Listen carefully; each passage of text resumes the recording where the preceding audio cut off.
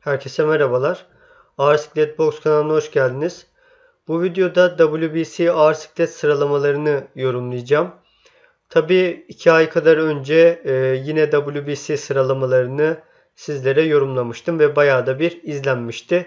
Dilerseniz o videoyu da kanalımızdan izleyebilirsiniz. Ki bu yeni sıralamayla beraber karşılaştırabilirsiniz. Ama ben zaten video içerisinde buna değineceğim. Tabii ki şu anda yine şampiyonumuz hala WBC'de Alexander Usyk 18 Mayıs tarihinden beri kemerini koruyor. Hala herhangi bir sıkıntı yok. Ve 17 Ağustos'ta bu liste güncellendi. 40 tane boksörü sıraladılar. Şimdi bunlara bakacağız. Evet, 40. sırada Edgar Ramirez, Meksikalı boksör bulunuyor. 39. sırada Deontay Pettigrew. 38. sırada Andriy Nowitzki, ki hatırlayacaksınız ben kanalda tanıtmıştım onu. Ukraynalı boksör ama sonradan listemden çıkarmıştım. 37. sırada Johnny Fisher, biliyorsunuz en son nakavtlı bir galibiyeti vardı. Ve 36. sırada Umut Camkıran. Bir önceki listede Umut Camkıran 37. sıradaydı. Şu anda 36. sıraya yükselmiş WBC'de. Moses Itauma zaten benim boksörüm. Geleceğin şampiyon adayı 35. sırada. Guido Vianelli 34. sırada ama bu Aslanbek Makhmudov'u yenmeden önce yapılan bir sıralama olduğu için hala 34. sırada görünüyor. Ivan Daichko 33. sırada ve yine Daichko son maçını yapmadan önce bu sıralama yapıldığı için 33. sırada. 32. sırada Kacper Meyna, Polonyalı boksör. 31. sırada Lenier Pero, gayet yetenekli Kübalı boksör bulunuyor. 30. sırada Richard Torres Jr., Amerika'nın genç boksörlerinden bir tanesi. Biliyorsunuz olimpiyatlarda Bakodir Jalolov'la beraber karşılaşmaları vardı. Fena bir boksör değil. Ama belli bir yerin üzerine de çıkabileceğini düşünmüyorum. 30. sırada gayet normal. 29. sırada Jose Larduet, yine çok tecrübeli bir boksör. Almanya'da boks kariyerini devam ettiriyor. Onun için aslında biraz daha yukarılara koysalardı daha iyi olurdu diye düşünüyorum. 28. sırada Jonathan Guidry, yine Amerikalı boksör bulunuyor. 27. sırada Zanko Sobuski, mağlubiyetlerine rağmen 27. sıraya koymuşlar. Fena değil. 26. sırada Michael Hunter, tabii ki şu anda WBA'in ikincil kemerinin sahibi ve 26. sırada bulunuyor. Biraz daha yukarıları hak ediyor diye düşünüyorum. En azından ilk 20'yi Michael Hunter. 25. sırada Carlos Takam bulunuyor. Olabilir. Gayet makul. 24. sırada Frazer Clark. Uygundur. 23. sırada Jermaine Franklin. 22. sırada Alexander Zakozy bulunuyor ve Ebu kemerine sahipmiş. Bundan dolayı sıralaması gayet uygun. 21. sırada Kubrat Pulev var. Evet, onun sıralaması da makul. 20. sırada Joe Joyce bulunuyor. Biliyorsunuz Derek Chisore'ye yenilmişti. Ama çok da aşağılara koymamışlar Joe Joyce'u. WBC böyle karar vermiş. 19. sırada Derek Chisora bulunuyor. Aldığı bence galibiyetten sonra, yani Joe Joyce galibiyetinden sonra biraz daha yukarılara koyulabilirdi ama yine de çok kötü değil sıralaması. 18. sırada Murat Aliyev, International Silver kemerine sahip WBC'nin. Dolayısıyla bu da yine uygun bir sıralama. Zaten bu sıralama birazdan yukarılara çıktığımızda absürtleşmeye başlayacak. Tuhaf olmaya başlayacak diye söyleyebilirim. Justice Huni 17. sırada, Avustralyalı boksör. Biliyorsunuz en son Kevin Lerena'yı yenmişti ama bayağı zorlanmıştı. Ve ülkesinden yine bir boksörü yenmişti.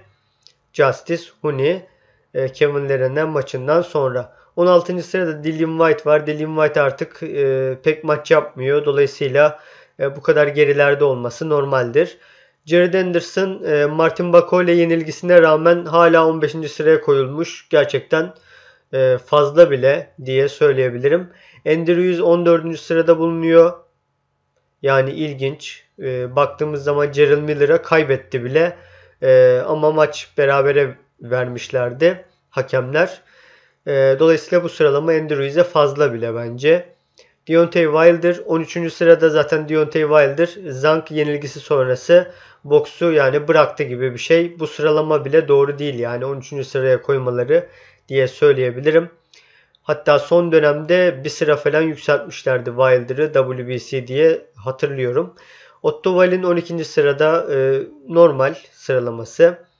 Joshua yenilgisi sonrası zaten fazla yukarılara koymaları doğru olmazdı. Ve şimdi bakın en ilginç yerlere geldik. Luis Ortiz 11. sırada. Adam 2 yıldır boks yapmıyor. Ama gelmiş 11. sıraya koymuş hala WBC. Herhalde bu ilk 11 sıralamayı biraz kopyala yapıştır gibi bir şey yapmışlar diye düşünüyorum.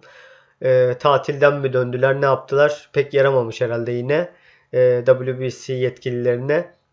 10. sırada Filip Hrgović var ki Filip Hrgovic'in Zank galibiyeti dışında herhangi bir öyle önemli bir isimle galibiyeti yok. Zaten Daniel Dubois'a yenildikten sonra daha da aşağılara koymaları gerekirdi.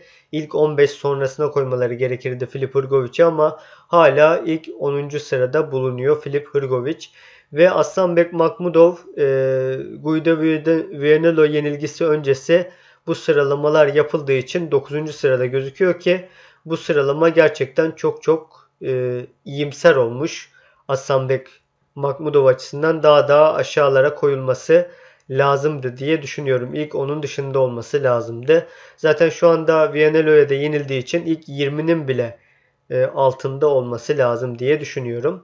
Fabio Wardley 8. sırada, British Boxing Board of Control onu tabi WBC ile alakalı bir şey var burada. Kemer olduğundan dolayı WBC'de onu 8. sıraya koymuş. Gayet normaldir. Frank Sanchez, hep söylüyorum, bir balon kendisi. Ve hala Agit Kabayel'e yenilmesine rağmen 7. sıraya kadar yine koymuşlar Frank Sanchez'i. Çok çok ilginç. Ve şimdi listede bir sürpriz var. O da Bakodir Jalolov. Bir önceki listede 10. sıradaydı. Yine benim boksörüm. Şampiyon adayım. Ve olimpiyatları yine kazandığı için Bakodir Jalolov 10. sıradan 6. sıraya kadar çıkarmışlar Jalolov'u WBC. Ama şöyle bir olay var. Yani profesyonel olarak Bakodir Jalolov 2023 Aralık'tan beri maç yapmadığı için bu kadar yukarılara Jalolov'u koyması çok çok yanlış oldu diye söyleyebilirim. Bakın buraya kadar geldik. Hala listede Jarrell Miller yok. Yani akıllara zarar bir sıralama gerçekten. Andy Ruiz'i gitmiş 14. sıraya koymuşlar. Ama listede Jarrell Miller Andy Ruiz'i yendiği halde hala yok. Gerçekten çok ilginç. Bunu da söylemiş olayım. Efe Acakba silver kemere sahip olduğu için 5. sırada. Zhilei Zhang 4. sırada. Martin Bakole 3. sırada. Agit Kabayel 2. sırada ve Tyson Fury de 1. sırada olarak görünüyor şu anda. Dikkat ederseniz ki listede kim yok? Anthony Joshua ve Joseph Parker yok. Bunlar da tabii ki ben bu videoyu hazırlamadan sizlere belirttiğim gibi akıllara zarar bir sıralama olmuş. Zaten hani dünya çapındaki ilk 4'te mutlaka bulunması gereken boksörler Joseph Parker ve Anthony Joshua, ama bu listede Joshua'yı ve Parker'ı göremiyoruz. Tıpkı Jarrell Miller'ı göremediğimiz gibi. Yani WBC yetkililerinin yine çok böyle akıllara zarar, tuhaf bir sıralama yaptığını görebiliyoruz. Ama baktığımız zaman Martin Bakole'nin 3. sıraya kadar yükselmesi gayet güzel olmuş. Çünkü WBC tarafında önemli bir yerdeydi Jared Anderson ve Martin Bakole'yi 3. sıraya kadar yükseltmişler. Zhilei Zhang'in önünde olması da absürt değil aslında. Zhang'la zaten bir karşılaşma yapmaları konuşuluyor ve Bakole daha fazla favori görülüyor diye söyleyebilirim.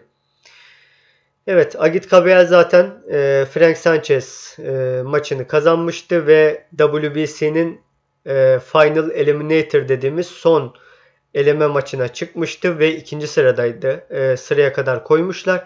Aslında Agit Kabayel'in baktığımız zaman bu sırada 1. sırada olması lazım ama Tyson Fury son şampiyon olduğu için Tyson Fury'yi 1. sırada seçmiş WBC diye söyleyebilirim. Tyson Fury'yi birinci sıraya koymaları yanlış değil. Çünkü adam en son zaten hani tartışmasız dünya şampiyonluk maçına çıktı ve kemerini de yeni kaybetti. Dolayısıyla rövanş hakkı bulunduğundan dolayı Tyson Fury'yi birinci sıraya koymuş WBC diye söyleyebilirim. Evet, listedeki ilginçlikler Joshua'nın, Parker'ın, Gerald Miller'ın olmaması, Luis Ortiz'in boks yapmamasına rağmen listede olması ve Frank Sanchez gibi, Filip Hrgovic gibi boksörlerin haddinden fazla yukarılara koyulması diye tekrardan belirtebilirim. Bu video bu kadardı. Lütfen hala kanalıma abone değilseniz abone olmayı, arkadaşlarınızla paylaşmayı, beğenmeyi unutmayın. Sizlerin sayesinde bir yerlere gelebiliyoruz. Lütfen desteklerinizi esirgemeyin. Bir sonraki videomuzda görüşmek üzere. Kendinize çok iyi bakın.